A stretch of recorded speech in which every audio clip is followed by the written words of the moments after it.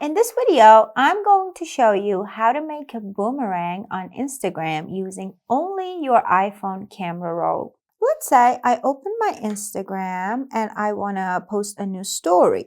What I do is I open my gallery, and from here I'm just going to choose the favorite ones. And from your photos, you're going to see some of them that have this little boomerang icon on the top left corner. As you can see, this one is a video and it doesn't have the boomerang option, or this one is just a photo, but it's a still photo. It's not a live photo, so we don't have the boomerang option. So if I want to choose one of these photos that I could maybe turn into a boomerang, I tap on that. And then from this menu on the side, I'm going to choose the boomerang icon. I'm going to tap on that.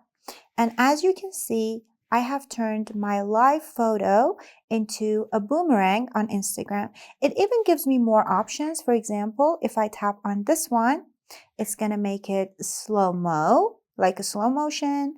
Or if I tap on this one, it means I don't want a boomerang anymore and it turns it off. And that's how you can make a boomerang on Instagram using only your camera roll.